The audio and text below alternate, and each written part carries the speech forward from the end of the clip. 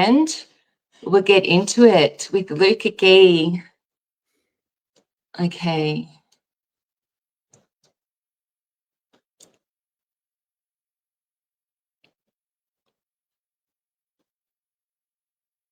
Okay, perfect. We're on. We're streaming. How do you pronounce it, Luke? Is it Agee or Agee? Agee, like is it? I always tell people as if it's the two letters by themselves. Agee, that is so cool. I pronounced it the Aussie way, but anyway, there we go. We can be That's forgiven. right. We are Aussies. Yeah, it's okay. It's really no trouble at all. I've heard it so many different ways, and I completely get it. Yeah. You know, Agee makes complete sense to me. Yeah. Wow, so good to have you, man. Thank you for jumping on. What a blessing to have you with us today. Yeah, we're just so thankful. And we're gonna have fun, aren't we? We sure are. We sure Yeah. are. It's gonna be good. It's gonna be good. Great to be here. Yeah, it's a real honor. It really is to have you on here, and just for us to be hearing from you and this whole concept of immortality. You know, it's something that you understand. It's something that you teach so well. And as we were saying before, Robbie and I are here to really just listen and hear what you have to say. And yeah, and you know, we would really love to hear from you and hear who Luke is. You know, I want you to tell us who Luke is and just your process of coming into this revelation of immortality. Yeah, sure. Well, thank you. Yeah, so it really shook me. You know, it wasn't anything that I had on my radar whatsoever. I was like a lot of other people that it was just, you know, you try to get to 65, 80 years old and live your best life. And then hopefully you don't struggle for the last little bit. And then it was, well, maybe I'm guaranteed 120 years or, you know, some other theological concept.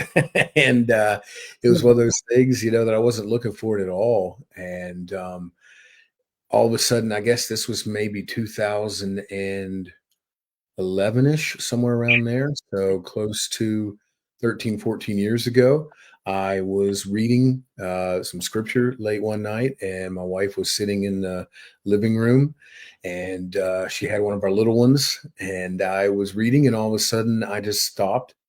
And what I read hit me like a ton of bricks, which was 2 Timothy 1:10. And it said that the gospel of life and immortality had been revealed through Jesus Christ. And I just felt it just stunned me. And I felt frozen for a second in the spirit. And I just turned in a prophetic utterance through the spirit to my wife and said, you know, the greatest next move of the body is going to be the understanding of immortality.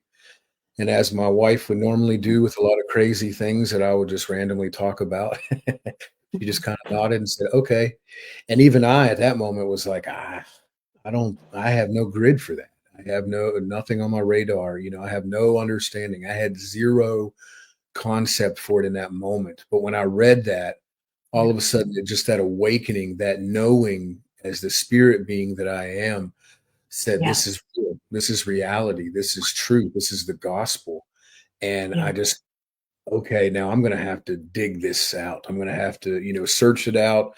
I'm going to have to go into the treasure chest of what this really means and start understanding it. And so I got dedicated to researching that for the next few years, and pretty much that alone, really.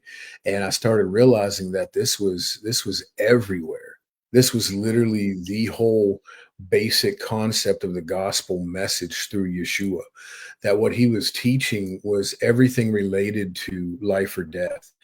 And, you know, scriptures like even the most famous one probably out there, John 3:16, I realized, well, this is not even talking about what I've been told all my life. This is what this means.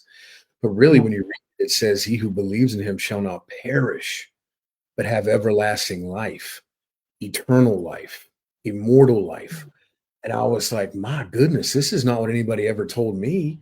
You know, it was a good Christmas tie.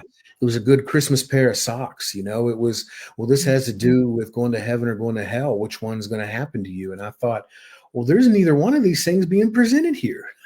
Yeah. This is absolutely having everything to do with life or death. It says perish or have life. And those are the two things being presented. And I said, well, this is that which I said the other night. This is that which I felt all of a sudden become alive to me. So I started researching all of Yeshua's words and messages, and it all boiled down to life. I came that you may Yeah. have life. I came that you may have life and it more abundant. Translated many different versions. I came that you may have exceedingly abundantly above life. I came that you may have life till it overflows, till you're oversaturated. And I said, well, this is what the gospel is life. Life. And then I started thinking about the garden. And I started realizing, well, in the garden, the punishment was death. So that makes complete sense that restoration through the gospel, through Yeshua, would be life. And all of a sudden, everything just kind of started connecting. And that became my journey for quite a while, was that everything is associated to this. But yeah, I will never forget that one moment where it all of a sudden just went ding and clicked and hit me. But I had no idea what it even meant. It was just words at that point. It was just saying something, that I felt was real. And I'm like, well, immortality, I knew by the English definition what that meant, but that was it. It wasn't like I was like, oh yeah, immortality, throwing it around like a loose thing, and it's a heavy word to a lot of people. And it's still pretty heavy sometimes when you stop and think about it, And so then I got dedicated to researching other people who talked about it, who had studied it. And the biggest person that the Lord introduced me to through supernatural means was Cobus van Rensburg. And I came across how Cobus was teaching that, how he had come out dead 7 times before he finally, left his physical body behind. But, he was teaching immortality and dying from cancer numerous times and coming right back to life. Wow. And, that's actually, we were talking a little bit there a minute ago about Kirby. And that's actually how I found out who Kirby was long before I met him. Was several years before 2019 when I met him. Kirby was a guest speaker in Cobus's church when he was still living in in this dimension, and so that's how I found out who Kirby was too. And they were all talking about the same things. But yeah, so that's really how that began. I was somebody who has always been. I've lived the life scripture, deep calls unto deep. And so I've never took things at surface value, face value. From a very early age, I've always said there's got to be more. I want more. There's got to be more, and kept digging deeper and deeper. And so I was always somebody who studied the Word, studied scriptures, prayed a lot, so forth and so on. Dedicated a lot of time to that, and then that just brought a whole new change, a whole new twist, a whole new reality to what it was I was meant to look up, meant to dig into, meant to help usher into creation at this particular time frame. And of course, there's tons of other people that are doing that now. And so really that is the big move that is entered in. And I take no credit for it whatsoever. I don't mean it like that. I just know that in that moment, there was very few people that I could ever find, especially in what we would call Christian circles or mystic movement. There was no such thing really at that point in time within the body known as really a mystical movement. Just 15 years ago, something like that was not even heard of.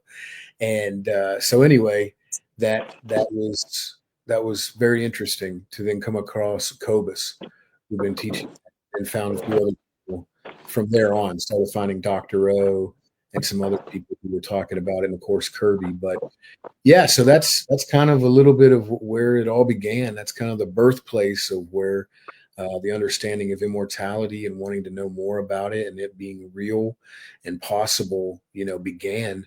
I can stop there if you want, or I can just keep flowing. It's whatever you guys prefer. Yeah. Sorry about that. Our computer was about to die, so we had to put the. We're trying to revive it. We're trying to revive because our questions are on there. But that's all good. I think we're getting it.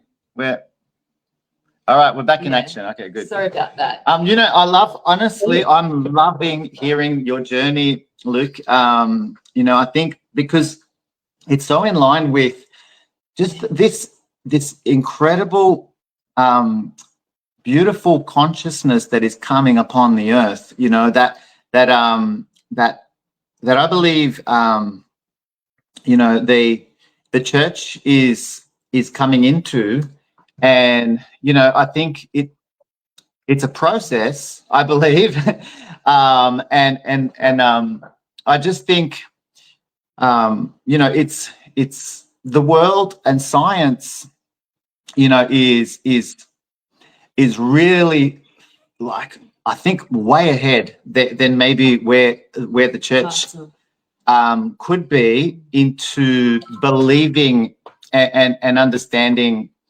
what immortality is, you know. And I think it's just look, I just think it's a matter of time. You know, I believe that the church will come into that maturity, and you know, I would like to ask, maybe, why do you think that the church is a little bit behind the ball on this? Well, it's definitely a pretty heavy question for sure, pretty loaded. But, you know, unfortunately, it seems like even though there are those who are kind of leaders, trailblazers, and pioneers in the body that bring forth what I believe is the reason why the rest of the world is getting a hold of it, doesn't always mean that those that are not the pioneers, the trailblazers, and leaders are going to come into it really quickly. You know, the body has done that almost from the beginning. I mean, you can go way back in biblical history and look at how pioneers were really delivering a message of some kind of truth and reality, and the rest that they were talking to kind of drug their heels. We're really kind of resistant. You know, we're like, oh, I don't know about this, you know, because of traditionalism, because of history, because of fear. Obviously, fear is a massive one. But I think right now, in the time frame we're in, the biggest by far, I think, hindrance to the body being caught up with the rest of science, really going after this, is just the religious mindset. That the religious mindset has made death a salvation, has made death door into heaven. Instead of Yeshua being the door into life, being the door into heaven, being the door into anything and everything, right? He is the door. He says, he who enters in through me can go in and out and find green pasture. He is the door. He is the sheep door. He is the gate. He is the door to all things. But yet we have made through westernized culture and churchianity that death is a salvation. And we've made it, you know, if you die, where are you headed? And so heaven is barely even really made into something that a lot of people even believe exists, is a reality, is a place, is real.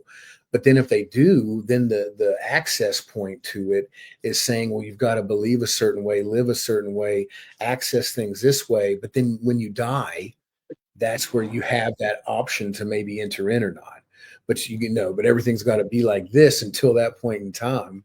And so, you know, most people have made heaven the greatest reward instead of understanding that Yeshua is the greatest reward, that Christ is the greatest reward. Christ is the promised land. Christ is heaven. Christ is all things. You know, Paul says it. He's all things unto all men. Paul said that because he knew that Christ was all things unto all men. And that's why in another place he says he's in all and all in all. So Christ is absolutely all things. He is the one that is the access point to all things that are glorious. He is the reward. Our relationship with Yeshua is the actual reward. But because we have made heaven the focal point, we've made death the access to the focal point. And then we begin to not recognize that the death that we had at the cross was not the death that enacts that. So then there's all this layering of what religion has framed up to create principalities, which is literally what Yeshua spoke against all of the religious leaders of his day and said, you all know the way in, yet you block it. So he said, all of you know how to enter into the things that I am going to teach and that I am revealing. All of you have an understanding of this, which is really mind blowing if you stop and think about it. Because biblically, when we read about the leaders, it doesn't really show us that they have a mindset around this. That's how hardened they'd become. That's how deceptive they had become. That's how manipulative they had become, is that he is saying, the one who knows all things said, you know this, but yet you have blocked it. And so Yeah. I have encountered leaders that are the exact same way. They say, I can't teach people this kind of stuff. They'll go off into this, so there's a fear of that, or they'll say they don't need this anymore, so there's a fear of that, or they won't need me anymore, so there's a fear of that. So there's all this fear that creates this control and manipulation, and so fear of through control, or control manipulation through and by and from fear, has created something that is a framework of the gospel that is just completely made. It's not what Yeshua brought forth. It's not what Christ delivered. It's not what he said was reality. In John 11, he said, you can believe in me and never die, or you can believe in me and die and then still live. You got two options. John 11, 5 and 26, when he showed up to raise Lazarus from the dead. And they were like, if you'd only been here. And Yeshua was like, no, I came at the perfect time. In the Jewish belief, if a body was dead 3 days, then they were completely, permanently dissected from the spirit. That was the end. What day did Yeshua go up on? The fourth day. He showed up on the fourth day because he knew all their Jewish mindsets around all of it, which is why they came and wept and said, if you'd have been here. They didn't even mean before he died. They meant if you'd have just made it yesterday. Their faith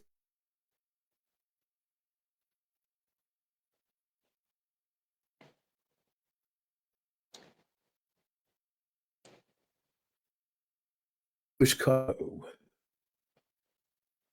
Oh, you're back. You cut We're back, out. Jeff. Sorry, you cut out a little bit. You just paused for a few seconds. Just a few seconds. Okay, yeah. I saw our faces disappear in a little spiral, and I was like, well, that's probably not good. It was only for the last few seconds. Yeah, last only 5 seconds. Yeah. Okay, good. So when he showed up to raise Lazarus from the dead, he did it with a specific point, a particular reason. And I'll even go as far as to say, I believe that he had to make sure he said Lazarus's name, or else the whole hillside would have come forth. Because when he said, Lazarus, come forth, the authority over death that he had and the authority of absolute life that he had and has, if he'd have said, come forth, I have no doubt that the same thing when he breathed out his breath upon the cross, then all the hillside would have come forth. And that's where he was speaking to the religious people earlier, and he said, if you will not worship me, even the rocks will cry out. He was actually talking about the tombs. He was actually talking about the dead. And so when he said that, that's why whenever he breathed out his last breath, it said all those stones were rolled away. All the rocks fell off the mountainside graves and they all came out. So what he was telling them is that there is a day coming where you're going to see that there are those that have died that are going to see that which they waited for. These are the things that it says, in Hebrews 11, it talked about some of them said they died waiting, looking afar off for that which was to come.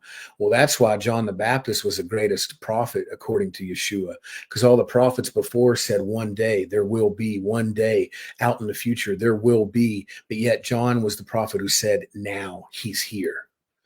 And so that's the difference, is that he is here and we don't understand in the body, Emmanuel, God with us.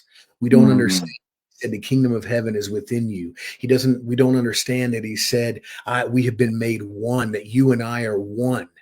He doesn't, we don't have that concept, that understanding, because we've been lied to so much, saying that we're so dirty, that we have to strive so hard, that we have to do, and all it results in is do.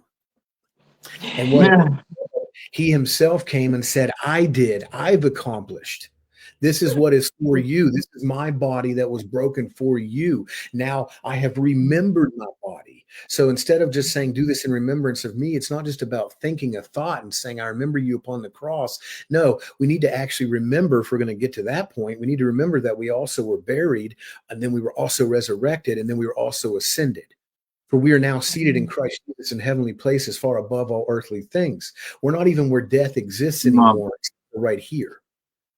Yeah. But we Come don't on. know where death exists anymore. We have entered Yeah. ourselves back into where death exists because we're supposed to abolish it, same as he did. He says, now you go do, now you go accomplish. This that I have done, this is who you are. Because we had a amnesia about who we were, and he said, this is who you are. Let me show you everything about who you are. You are Wow. the Father's child. Yes.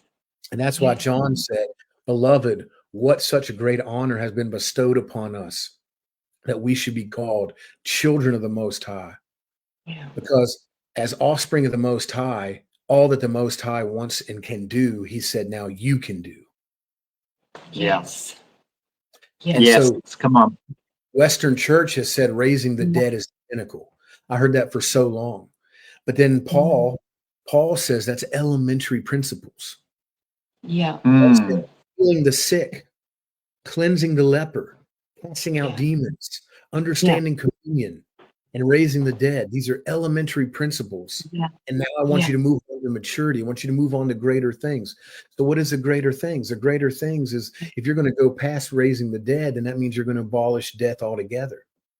As somebody I know you guys know well too, my buddy Chris Blackaby, as he says, would you rather heal someone of cancer or would you rather eradicate cancer from the earth? Come on. Yeah.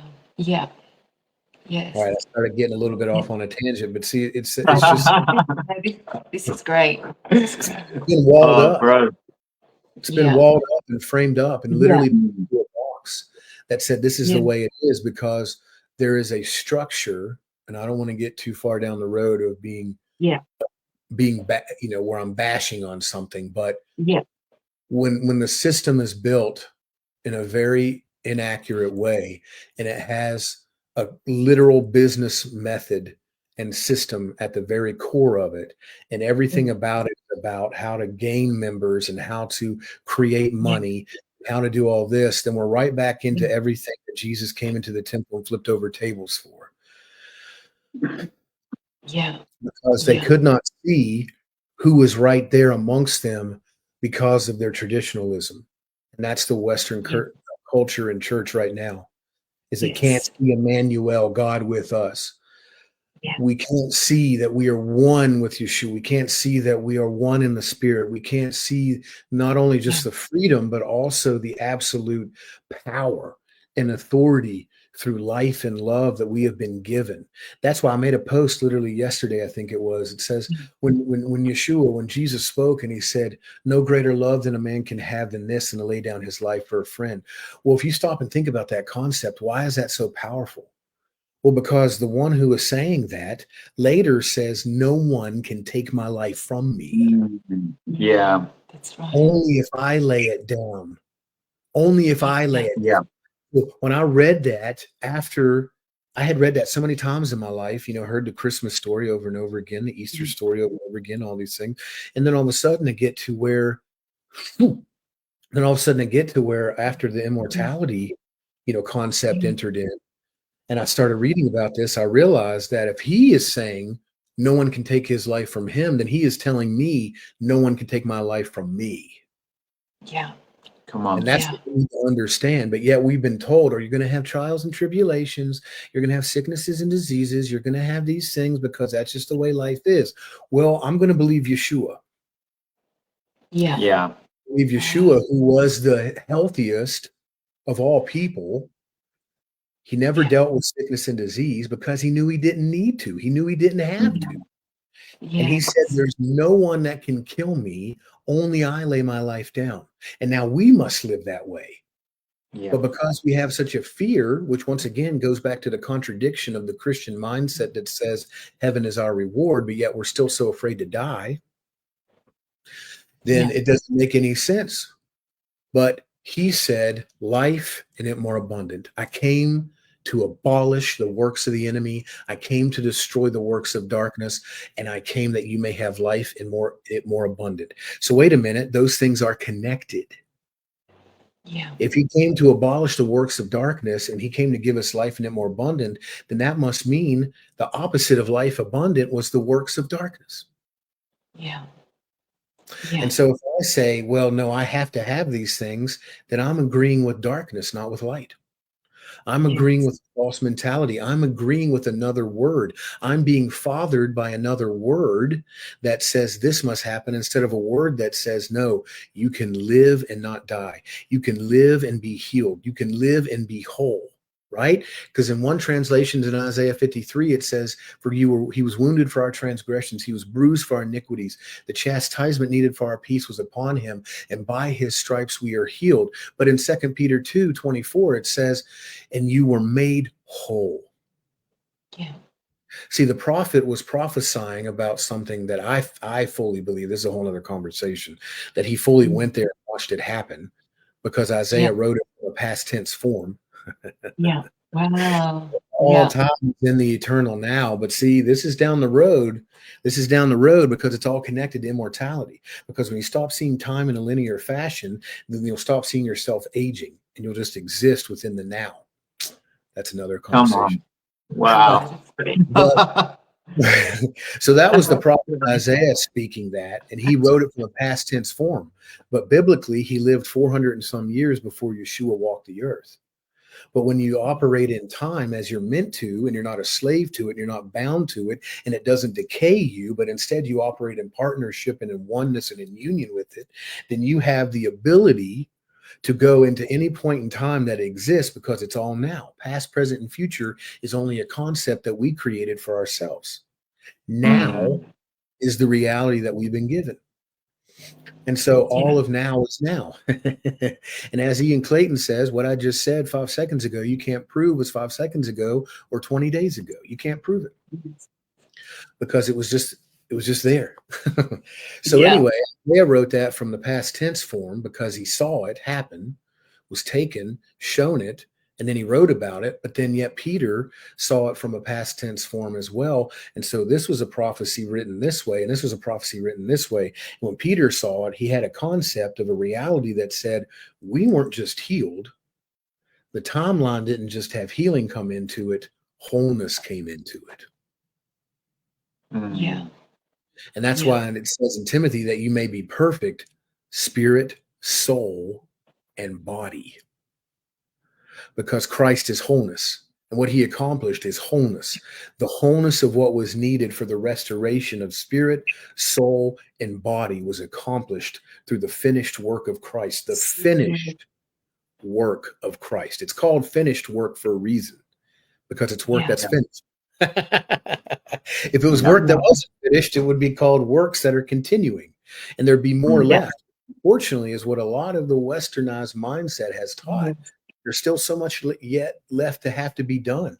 You know, somebody else needs to do something else. Well, my goodness, if my belief is in the fact that Christ couldn't accomplish it all, then I got a real problem.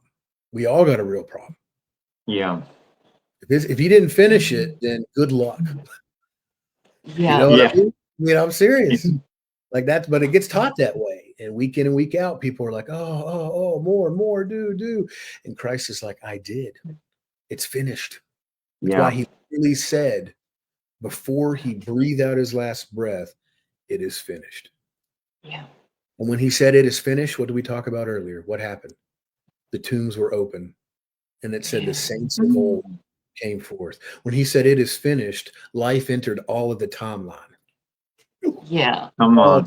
Timeline became healed with the power of what he accomplished. All of the timeline whole. Because in that moment, he said, it is finished. And all of now was brought back into that place of life. Oh my God. Bro, you are just wrecking me. You're like a wrecking ball that's demolishing the religious mindset, bro. Like, we're just getting whacked listening to you. I'm pretty tore down myself, man. I'm thinking a lot of stuff. Oh man. There's so many questions that I had, but it's like you've demolished every single one literally in like one breath. You know, it's Beck, our friend Beck Howell just wrote, it's trippy. I'll tell you one thing that's interesting though, Luke. I remember you said 2011, right? Was when this revelation like was poured out into you. And I not long ago, I think it was just last year, a friend of mine sent me this message, just a little recording from the late prophet Bob Jones. That was, I think he was at Bethel School of Supernatural Ministry back in 2011, right? And he prophesied at a meeting there, at a class, and he said, some of you in this class will not taste death. Yeah. But he was prophesying immortality, like, and I mean, what are your thoughts on that? I mean, he's saying that this is the generation right here, right now, living on the earth, that some of these people are going to they're going to live past 100, past 200, past 300, past 500. It's going to keep, you know what I mean? Until, like, what are your thoughts on that? Like, 100%. yeah. Yeah. They're here. So, it's like we're it. Yeah. Well, the thing is that it's because so much of this has been buried that this has actually been going on all along. There have been pockets and individuals, groups and individuals of people all along that this has actually already been going on. So this is just going to be, it's like there's been a 30, 60, this is going to be the 100. Yeah. Because since before even Enoch, but Enoch was really the one who became famous for it originally. Enoch was the one who kind of originated the reality. And that's what I really felt like was the main point tonight from Holy Spirit to really put into the message at some point, was that those who walk with God, those who walk with their Father, those who walk with the Spirit, those who walk with Yeshua have always will get so absorbed and swallowed up in life that all minds. Yeah.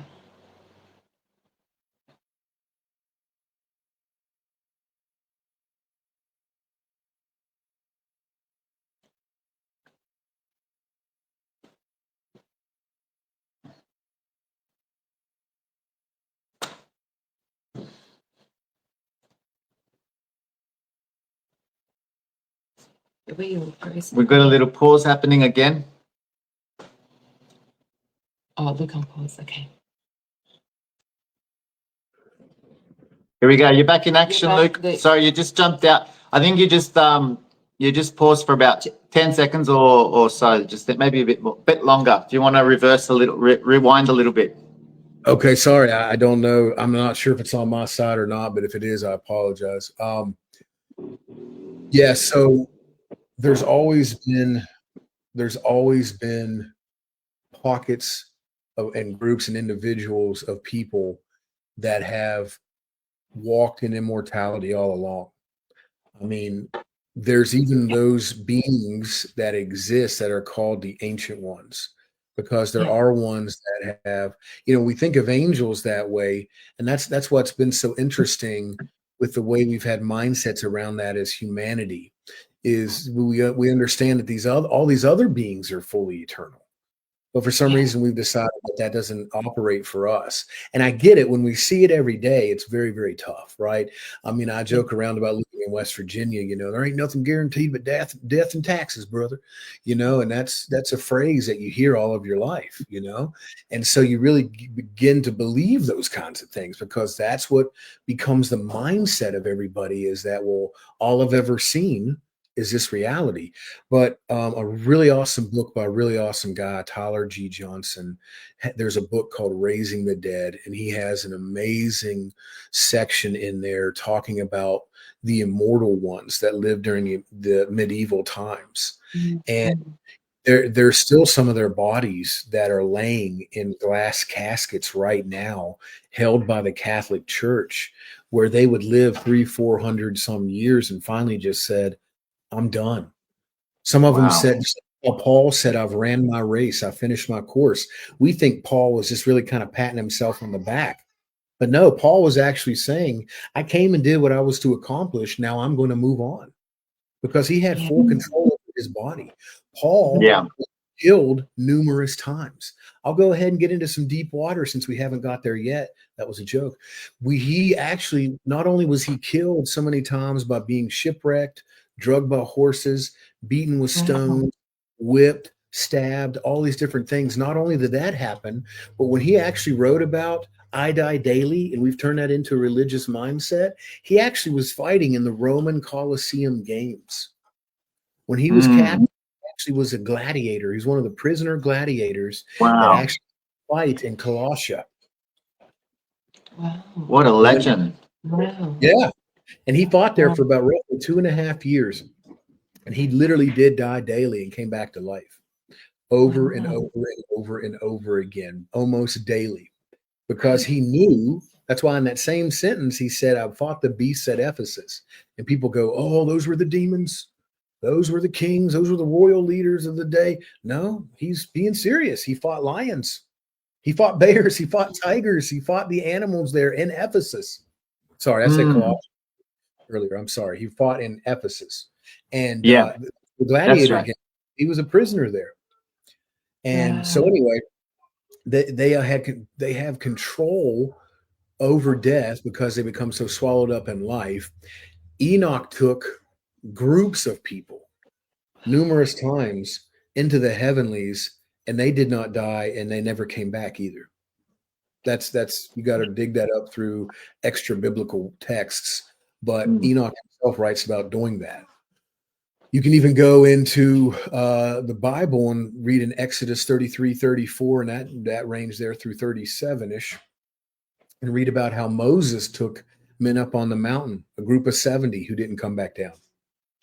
It wasn't because they died. It was because they went into Zion. They moved into another dimensional realm. And so this has actually been going on all along. You know, John the Beloved, we were talking about that earlier. You guys were saying, you know, if you have that fourth child, you're going to move to an island. And I almost said it then, but I waited because I always joke about how my retirement plan is going to be the same plan as John the Beloved, where he's going to not be able to be killed, and they're finally going to freak out so bad that they throw him on his own private island. I always say that's going to be my retirement plan, is that they're not going to be able to kill me. I'm going to get my own island out of it, because that's what happened. And Jesus said what Bob Jones said. Remember? What you just said, Bob said, and I do know that story, and I've listened to the recording of it, and I've heard JPA talk about it some too, is that Bob said what Jesus said in that moment when he said, there's some of you standing here today that will not taste death until you see the Son of Man brought into glory. And then he talks about later John the Beloved, and he says, if I choose that this man stay and never die, what is that to you? And so I actually believed right away, just by spiritual, desired probably to believe it, but just felt like that was reality. Once I got past that initial understanding of immortality, I realized John the Beloved never died. And then you start getting historical with it, and you find out that John the Beloved went through the same things that Paul went through. And the last thing that happened was he was thrown into a pot of boiling oil. He was thrown into a pot of boiling oil, and when they threw him into it, he stood in the boiling oil and preached the gospel. Wow. And they were so bothered by this man they could not kill that they put him on the island of Patmos, which is why I joke and say that that's my retirement plan, is that I'm going to be so full of life. People are going to go, we can't kill this man. Give him his own island. So I'll go off or Tahiti or whatever, and I'll just be living out there immortal on the island. You know what I'm saying? With the pina colada. That's right. That's right. And so that's it's always been there. But to answer your question, I do believe we're in the 100-fold. I do believe we're in the new frame, because now we're seeing this marriage of science and technology really catching hold of it. And now the body, through the mystical movement, through the faith movement, through the understanding. And see, it's like when you go back and look at it, there's so many things I'm sure you guys felt like you've outgrown too over your life. There's so many things that I feel like I've outgrown, not in a prideful way, in a very thankful, grateful humble way. But, you know, I feel like I outgrew the understanding of like the Kenneth Copeland faith movement, what was big for me when I was little. And then the Kenneth Hagin understanding, and then getting into like the prophetic circle and being like everything every day was, I wish that all of you would prophesy. And so everything every day was like, the sun's going to stay in the sky 26 hours today, you know, like, and everything became having to prophesy this and prophesy that, until it was the understanding of, well, the spirit of prophecy is the testimony of Jesus Christ. And it's like, well, prophecy is not just being like, hey, I'm gonna try to speak magical things over you, even though I still believe in real true prophecy.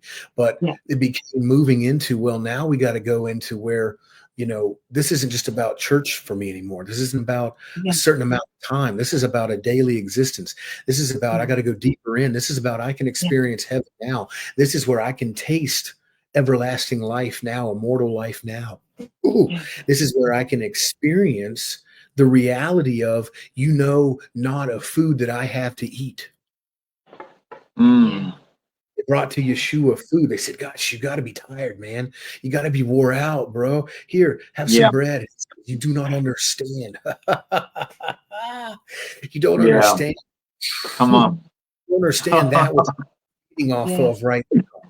You don't understand the communion that I have with my Father. I'm absorbing life, light, energy, and love from my Father.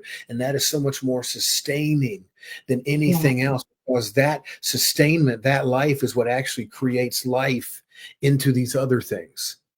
So if I eat that, I'm just going to go backwards. And so obviously I'm not opposed to eating. You can see I enjoy a good meal.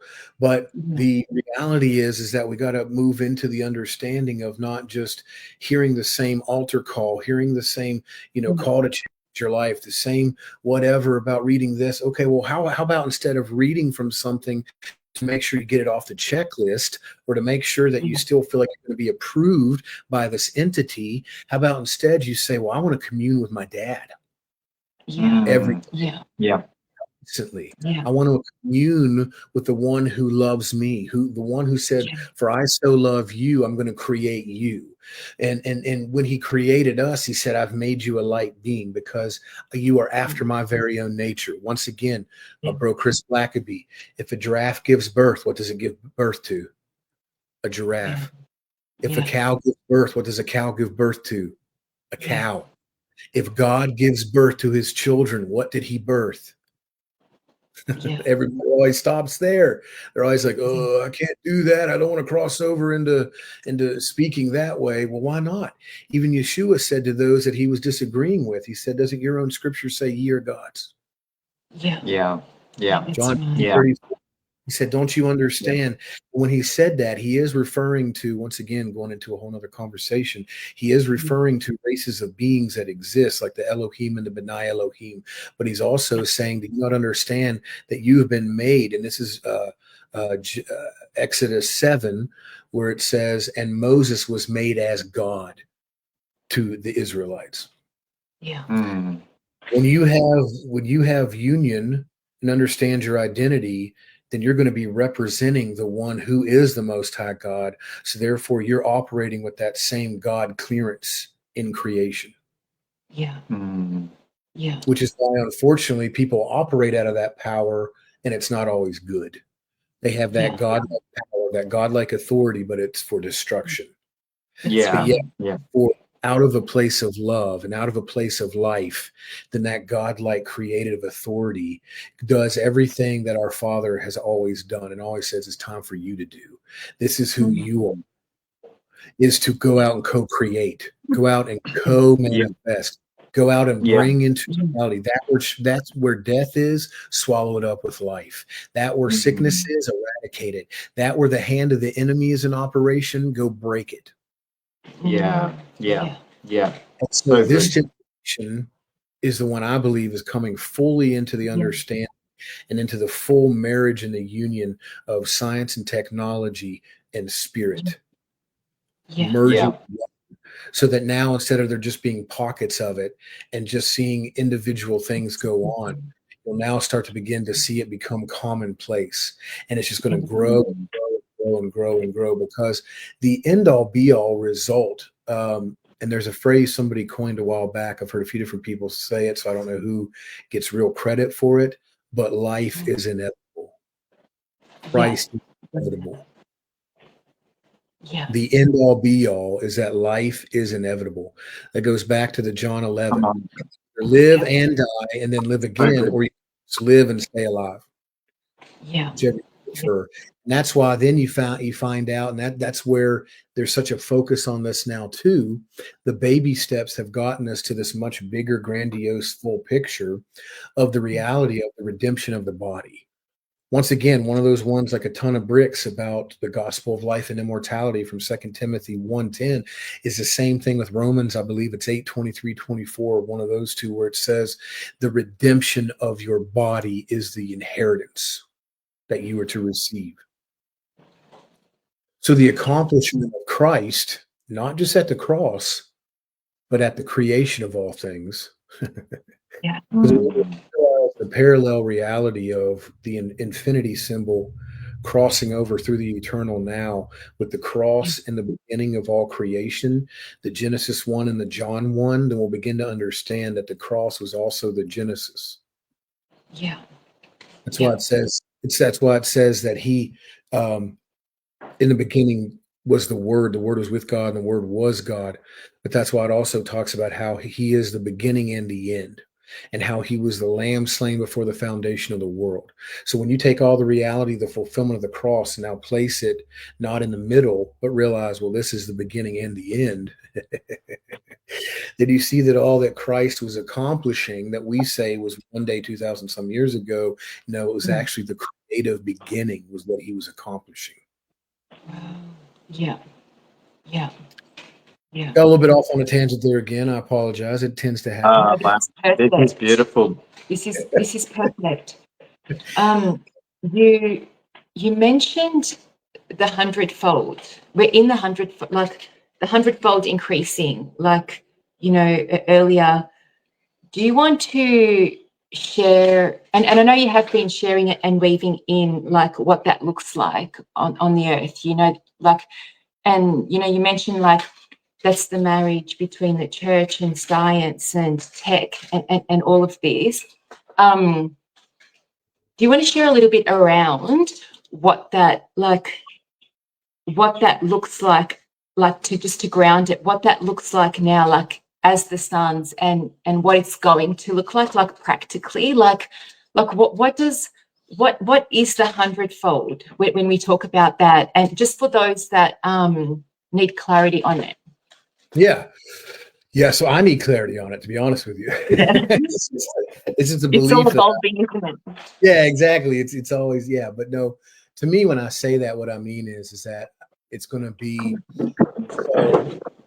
now how so many things are at a conscious level awareness that it's just second nature, if you will, or not even something people have to put much thought into, with like praying or believing for certain things, you know, believing that angels are real, believing that heaven is real, believing what Yeshua accomplished is real. Now is not even something people have to try hard, you know, to think about or focus on. That's the way. I don't know exactly what the amount of time is going to be on it, but that's where I believe it is in this generation, and especially in our children's generation.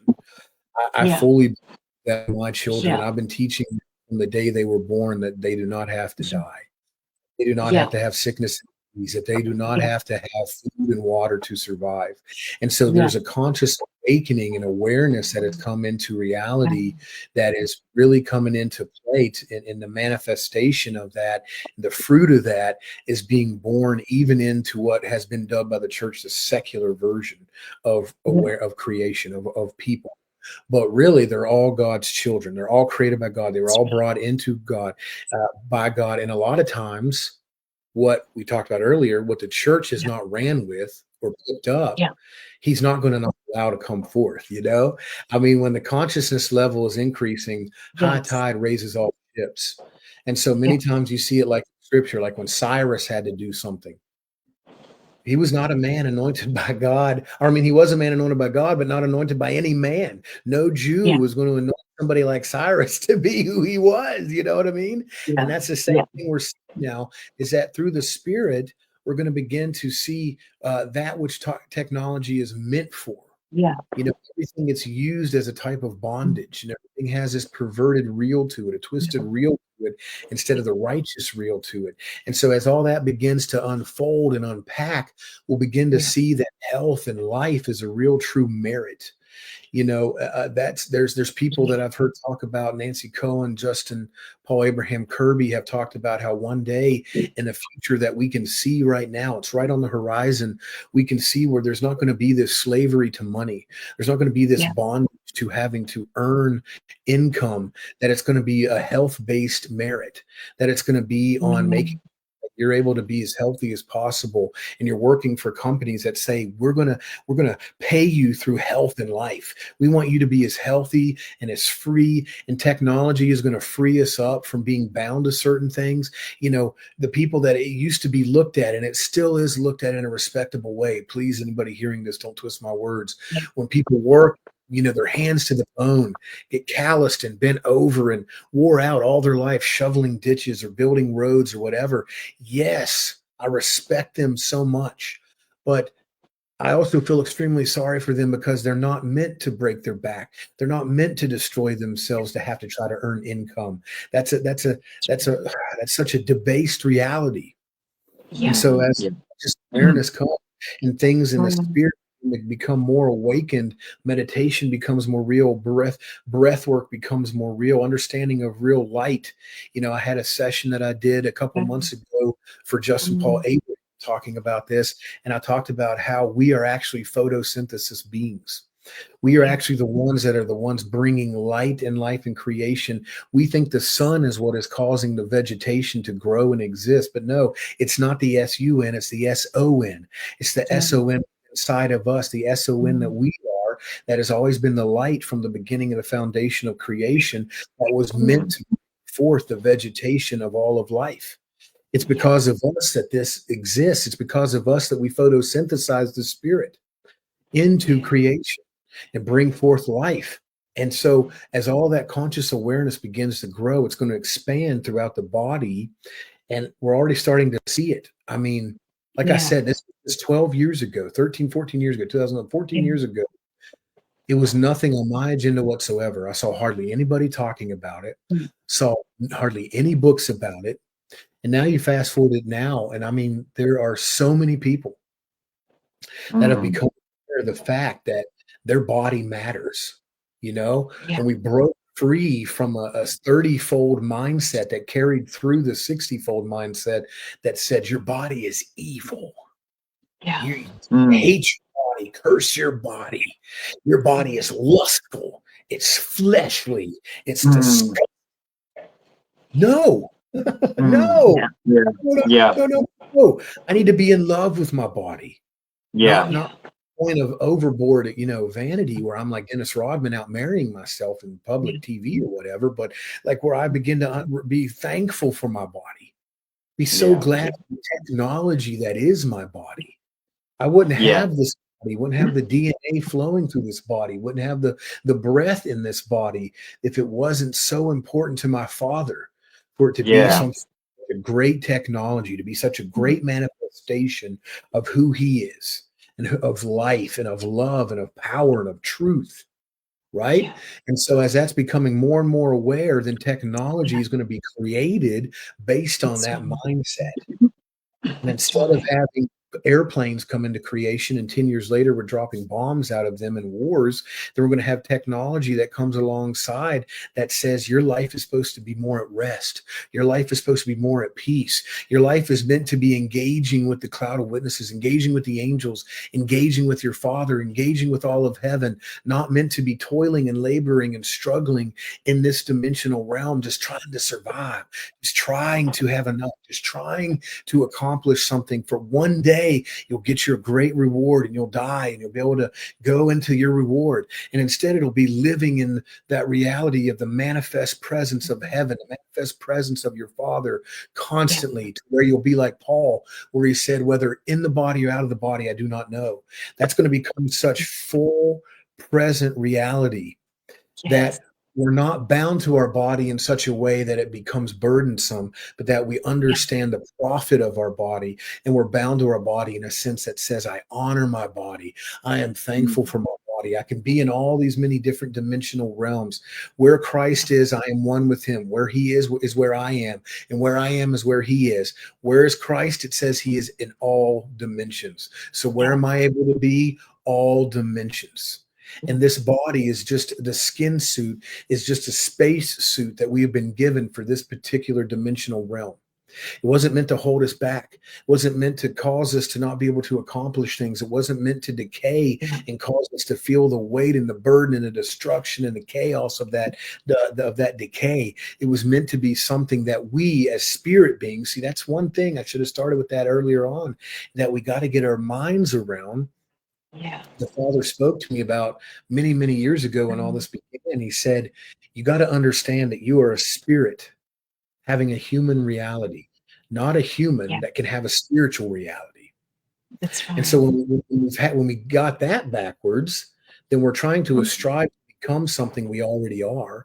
And because of that striving, we work against our own body. And when our body tries to tell us things like, you're stressed, you need to calm down, you're working too much, you need to rest, you're eating too much, you need to stop, you're drinking too much sugar, you're eating too much, whatever, you need to stop. And instead, we don't listen to it. We go, we got to strive. And we don't understand that we are a spirit being that is first and foremost. And we've been given this body to operate in cooperation with us. So when we get it twisted, then destruction comes. But when we get it back in the righteous order, then we begin to have governship over the proper marriage with our body. And that's what's going to happen with science and technology. Right now, people are having to grab these things and run these things without having a real spiritual understanding or mindset. In some cases. In some cases, there are a lot that have that understanding too, but the large majority they're going after immortality because they believe it's real, because they've studied the body and said, the body's not meant to die. Yeah. But yet, those who are spirit beings and have that mindset as spirit beings, because all are spirit beings, but have that mindset as spirit beings, have turned it into, no, you do have to die. So then we've created that. But once we break that dam down, then it's just gonna flood out as all tides raise all ships. And that's what I believe is the merger of the hundredfold, is where we're going to move on to these maturity things that we quoted earlier, Hebrews 6. We're going to move on. And we are moving on. We've been moving on. And it's also seasonally, too, written into the eternal now. With the Masoret, everything has been written into its time and season. Eternal now.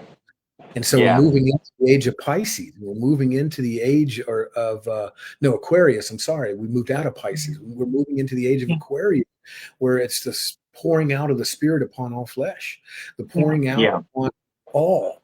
Right, to where there's complete flooding, and it says that the earth shall be filled with the knowledge of the glory of the Lord as the waters cover the seas. So that's the same thing as looking at the 30, 60, 100. The water, they have their pockets, but now it's going to be like they're merging together and it's flooding throughout all the body. Yeah, so good. Wow, Luke, that is honestly just gold. I keep going back to some of these verses that really help me to get a grasp or understanding, or just sort of know that the reality and the truth that immortality was always God's plan and intention for humanity. From the very beginning, God created us to never die. But then also towards the end of time, where we look at in Scripture, where it talks about the thousand years of ruling and reigning with Christ on the earth, and so like it's obvious, it's right there in Scripture, So I've always often thought, like, how is that going to come? This 1,000-year reign, like, is it all of a sudden we're just going to everything's just going to become perfect overnight, or is this going to be like a gradual, slow, transformation of humanity into this 1,000-year rule and reign with Christ? But anyway, I'd love to hear your thoughts on this 1,000-year period that literally is in the Word of God. I'd love to hear you share a little bit about that. Yeah. So, for the standpoint of full transparency, I don't necessarily theologically have that same mindset. Just to be quite honest with you, I don't really have the same theological mindset that a lot of people do about what has been dubbed like a second coming or a return of Christ from that particular standpoint. I think it's from a little bit of a different angle than the same way as he came once before, going back kind of to the Emmanuel thing. So I don't want to get way off topic with that. But to answer your question through that, it's kind of like what Kirby talked about when he spoke in my School of Immortality, is that I think a lot of this is going to have to do with what we literally just finished talking about, which is where there's going to have to be more of a expansion amongst people, more of an expansion amongst those, instead of it just being pioneering groups, and so it goes back to the same idea of, instead of it just being a few here and there. Yeah. Okay, I thought it froze there for a second. Okay, so instead of it being just kind of a here or there, and a few people are going to choose to agree and believe and walk with it, that it's going to become that oversaturated reality. And so then you're going to get into where there's an existence. I am very hopeful in the reality that it could be less than 50 or 100 years down the road. But let's just say it takes that long, that we're at a place then where the mindsets we have had now around agreements with death won't exist. Yeah. Will be completely something just eradicated through the healing of time. And so in reality, there will be zero room for there to be anybody that's even consciously operating in a place where death is allowed. Yeah. That makes sense. So Yeah. once, this is kind of the same answer to the hundredfold, but the reality of it is that, one day the Lord said something to me that really kind of sounds really elementary and childish. You really start to break it down. But he said, if no person would have any thought towards death, then death would not exist. Yeah. Yeah. Yeah. Well, because there's even one who has a concept of it, and obviously we know there's way more than that, but because there's even one and way more, then there is a conscious reality that wars against that consciousness of life, wars against that consciousness of immortality, wars against that consciousness of eternal, everlasting life, And so, did it freeze again? It looked, I don't know what's going on. No, you're good. You're good. You're not frozen. No, you're good, Jack. Good. All right, great. I'm glad. I'm sorry. I thought it looked like it did for a second. But once that becomes, so it's like, if you have right now, we have a little bit of fresh water, we'll say, is the idea around immortality and consciousness of life, everlasting. And then you have a big giant swimming pool of salt water. And so you're taking that fresh water and you're trying to pour it in to oversaturate the salt water. And that salt water is the concept of death and decay, and having that as a conscious reality. And so there's such a little bit that the people that are drinking it and that are experiencing it are engaging with it, encountering it, and having fruit from it. But all those trying to mix it in with the salt water, sadly, the salt water is overtaking, right? And so that's the body as a many-membered body, not individuals.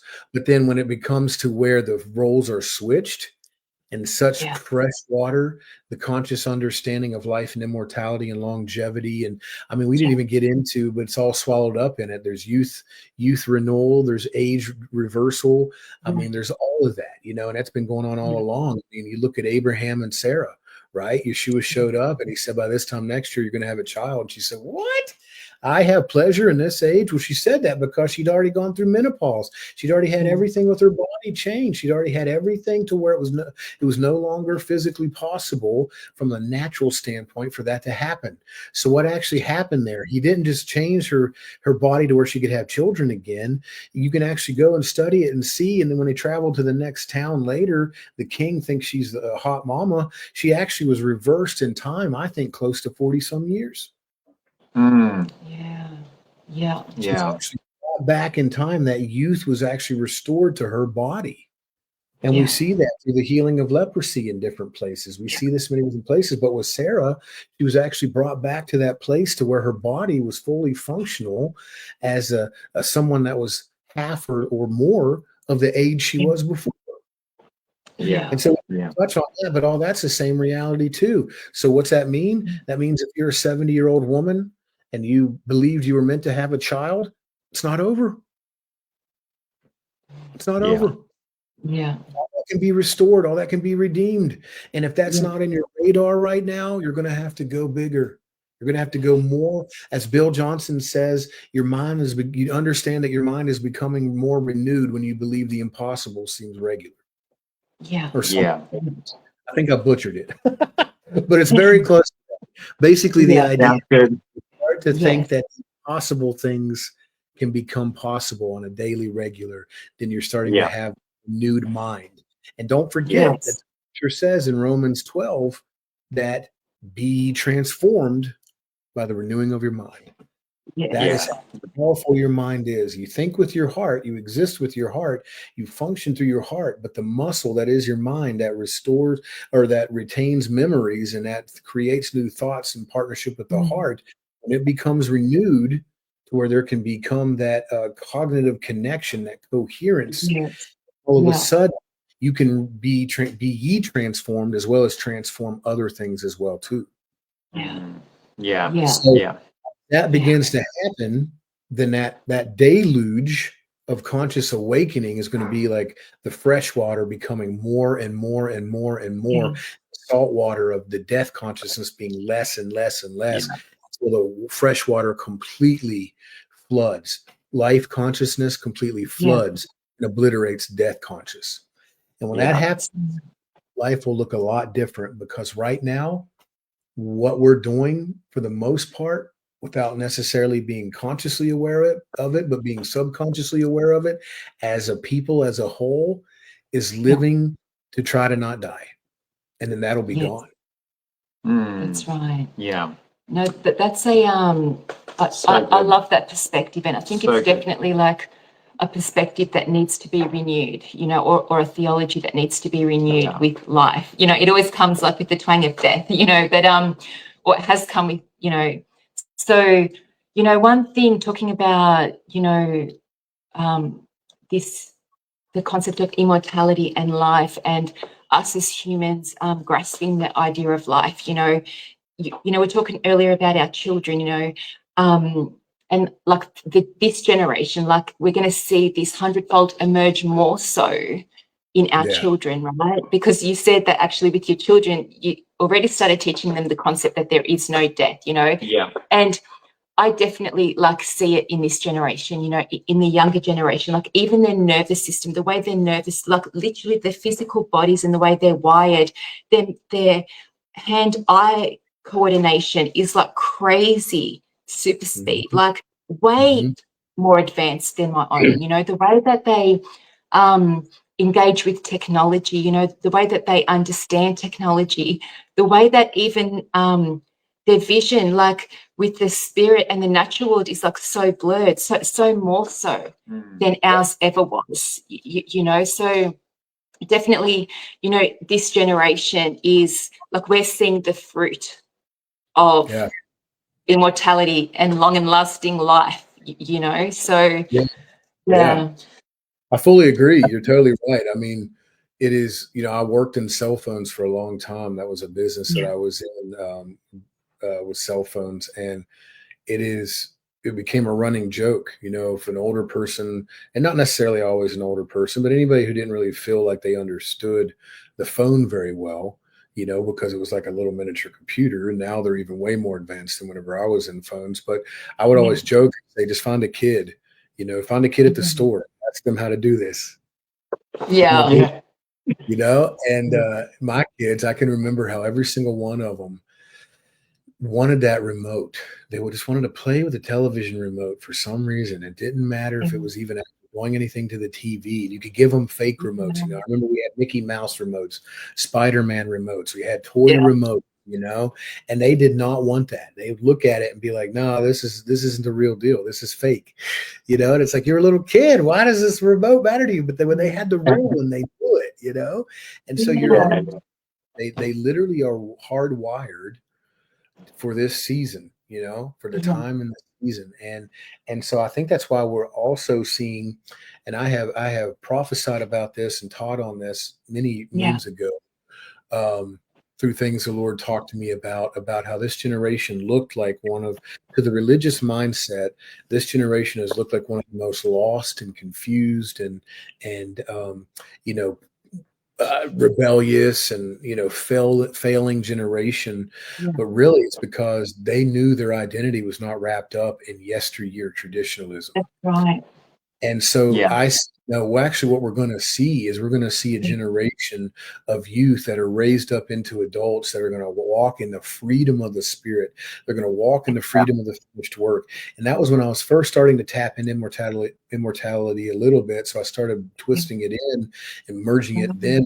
And I was trying to understand it better and say, it's because we have a generation that's going to break free from all these things that are connected to decay and destruction and chaos and death, even though in your mindset, they don't look like that's who they are, but they're operating talents first, imagination first, life first, activity first, instead of saying, well, I'm going to have to be a doctor. I'm going to have to be an engineer. I'm going to have to be a scientist.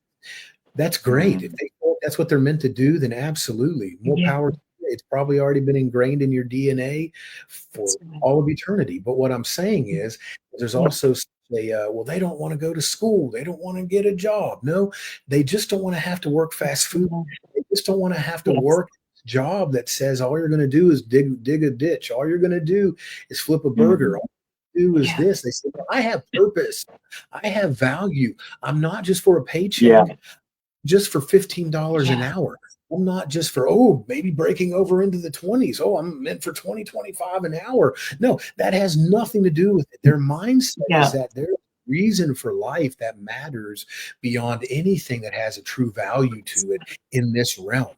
But I am to create something. I am to birth something. I am to bring forth something. I am to manifest. I am to create. I am a creator. I am to create. And that's what the generation is waking up to. And as they begin to engage with that from the idea of life and immortality, from the idea of love and light, then it's just going to create one of the most explosive time frames of technological advancements, of creative advancements, of the ability for people to not have to talk about pensions and social securities and retirements. I don't know if that's Australian phrases or not. That's American phrases about earning money for one day down the road so that you can retire money waiting for you. But it's not going to be about that anymore. And it's going to be so based on stuff that's so hard to comprehend now, but it's going to be so based on the idea of I'm going to give everything away so much, because as I give everything away so much, I can't even comprehend how it's possible to become so overtaken by that which is being poured into me. So good. There's not going to be a hoarding mindset, which happens when you hoard. Yeshua told us, it says mobs will come and eat. You lay up treasure, moths will come. What does that mean? It doesn't just mean your money's going to get eaten. It means if you live a life of hoardism, a life of selfish, where you're living your whole life saying, I have to try to consume, I have to try to build up, I have to try to make something happen instead of operating in rest and creating in union, then mobs and spiritual mobs will be able to come in and devour that which is in your life, because you're going to allow something to come and gnaw on what you have, because everything you're doing is going to be a defense of, this is mine. You can't take this from me. Not making this for my family. This is for me. This is for one day. I got to do this or else I'm going to die. I got to do this or I won't have. Right. Yeah. And Yeah. when you do that, then it opens the door, because your fear and well, not just your fear, your intentionality, no matter what it's rooted in, your intentionality, whether it's life and death, blessing or curse, love or fear, then it's going to be that which is opening the doors. So if you're doing everything out of fear, then you're constantly opening the doors up in fear that allow those things to come in and pick and claw and take. So everything is from a place of life and abundance, because the abundance doesn't matter if I have the computer, the phone, the whatever. The abundance is the spirit. The abundance is life. The abundance is engagement with all of heaven. The abundance, the abundance is in the engagement with our Father. Yeah. Then there's nothing that can be moth eaten. Yeah. Yeah. Wow. Spot on. Wow, Luke.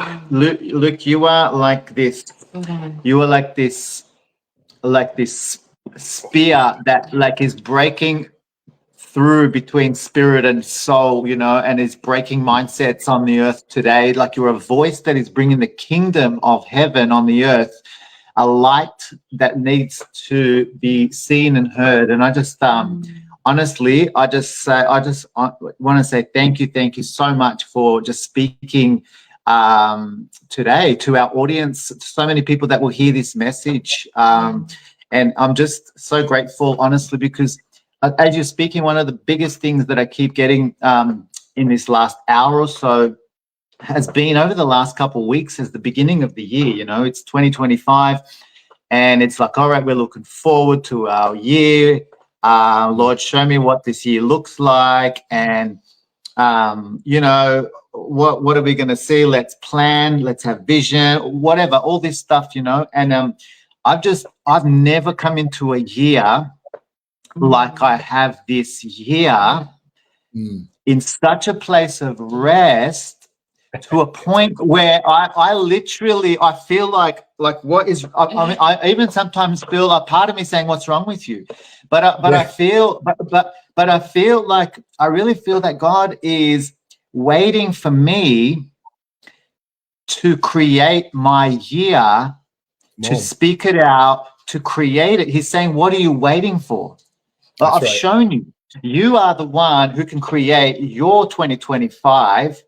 And I believe he's waiting, like just as all creation is waiting for the sons of man to awaken and to rule and to reign on the earth and to judge righteously and to bring in the kingdom according to what we have been shown.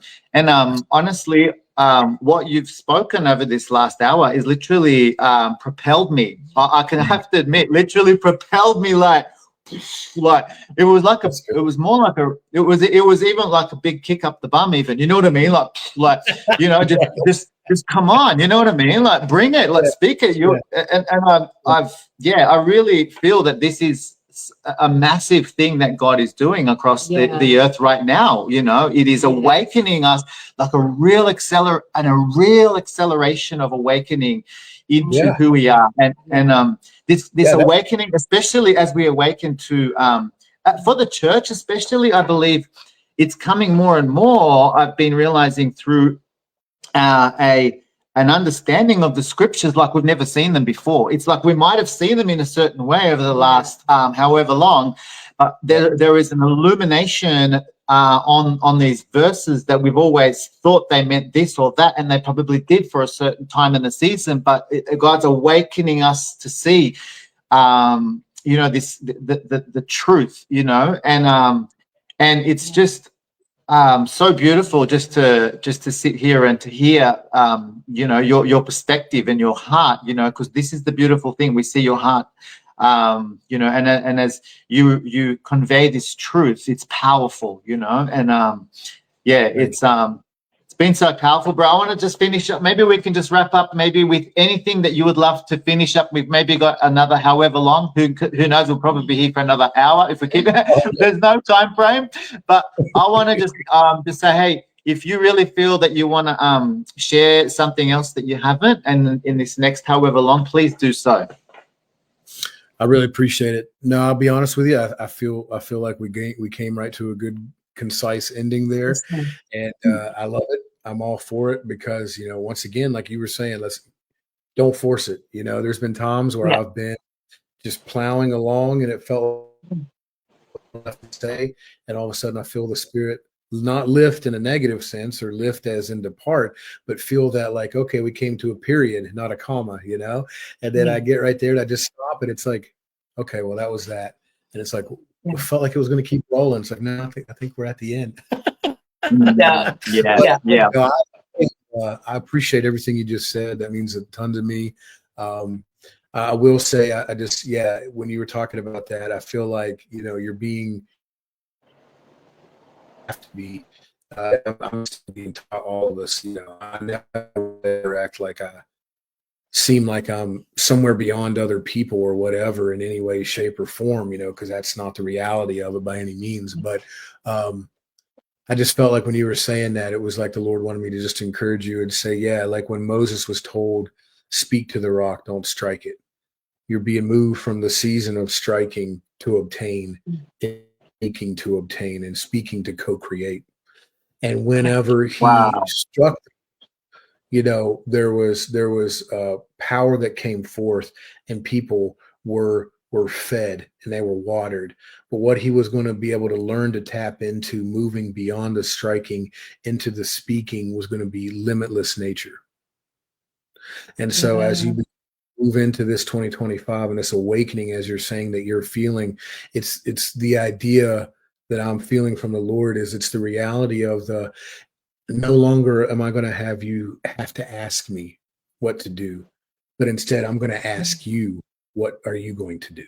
Wow. That's so good. Oh, bro, that literally just hit me straight to the heart, bro. Honestly, that was the Lord speaking to me right there. Honestly, that word, when you said the rock bit, like between hitting the rock, between striking the rock and like speaking to the rock, like, for years I've always thought, man, this was the thing. This was this is the point which stopped Moses from coming into the promised land. Literally, this was it. That was the point right there, and we've got something to learn here because, if we are not coming into our promised land, go back and look at why Moses didn't. And honestly, bro, I'm going to go back. I literally, as you said that, I thought, oh my gosh, I've got to go back into the word and re-look at that verse, and I really received that, man. Thank you so much for that word. Yeah. Absolutely. So many people would have already just now. That was powerful for like so many people that are going to hear this are going to be like wrecked. Yeah. Well, it's because people keep striking out. Oh, sorry, but people keep striking things, so they stay in a place of that having to labor, as well as something needs to be damaged and something needs to be broken for something to happen. And instead of moving into the place of where nothing has to be forced, nothing has to be laborious, it's co-creative, it's in the union, and what comes forth is life for all. Right? Because striking the rock, I believe, did damage to the rock, but I believe speaking to the rock would have meant the rock would have stayed whole, but yet water would have flowed. And so there's this life in the whole thing. And then the last thing that I'm feeling, I don't know, obviously you guys know, and I know we don't know each other very well at all. Tonight's the first time we've ever spoke face to face on anything technological. We've messaged a few times, obviously, about this, but I just feel such a moving forward into such creativity that's going to take place, as well as, so in this co-creative with 2025, there's going to be something. I don't know if either one of you paint, but I'm seeing like this beautiful painting that's taking place. I don't know if that's just a parallel to something or if you all actually do, but I see like this very creative time frame that is going to actually move you guys into this different realm that you've been looking for. And as you co-create this 2025, the emphasis is really going to be on the creativity. The emphasis is really going to be on the creation from the imagination state into bringing it forth into manifestation. And I even see where it's going to be where you're going to teach other people how to be able to operate in that. I don't know, it's like I see like an academy, and I see like students where there's like this art academy that's going on. And anyway, I don't know if that's just a spiritual, this is for you guys. It's not for me. So I don't know if that's natural.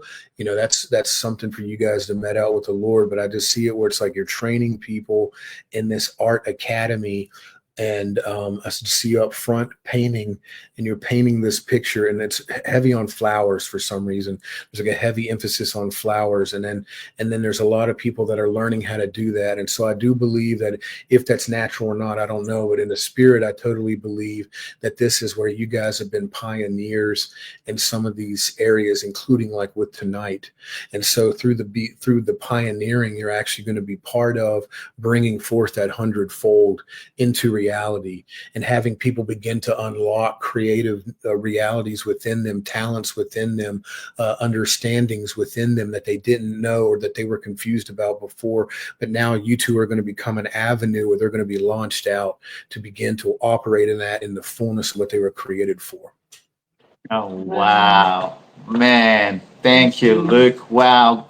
That God's been speaking to us about this, man, for quite some time now. So, and I just, I wanted to say thank you, man. That was like a crazy confirmation, another kick up the bum from the Lord, to say, you know what I mean? It's time to get into action, for the things that He's put on our heart.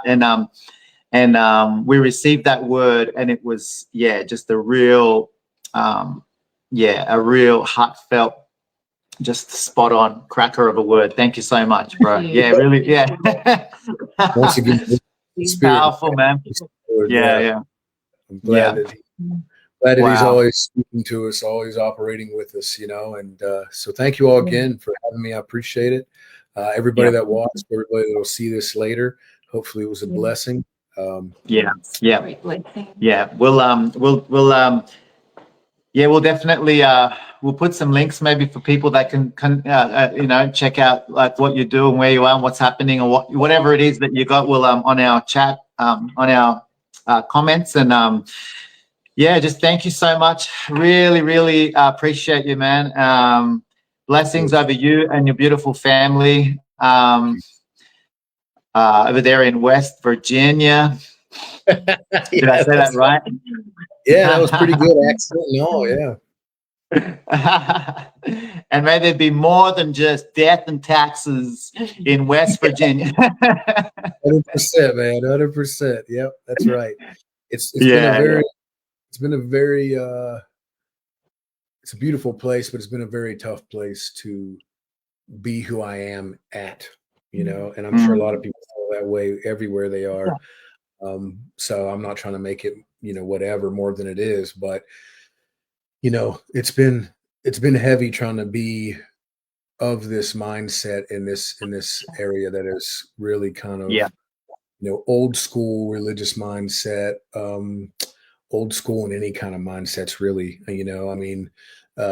I'm just a few hours away from people within my own state that still don't have like running water or electricity in their homes, or things like that. Some of it's so what's considered country or hick or podunk, that it's very, very, very much an interesting area to have the Lord place me in, and then be like, here's how weird you're going to be.